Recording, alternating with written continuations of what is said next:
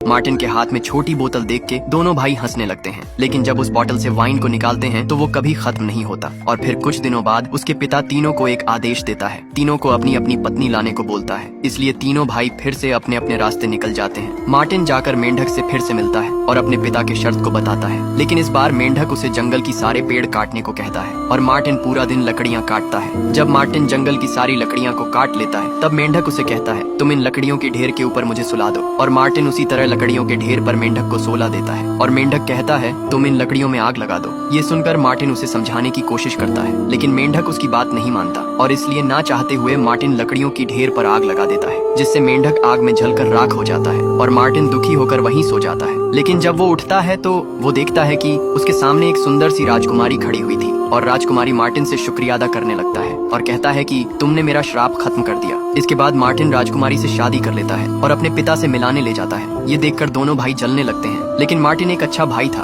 और वो दोनों भाइयों को 3-3 बोरे सोने के सिक्के देता है और राजकुमारी के साथ खुशी से रहने लगता है।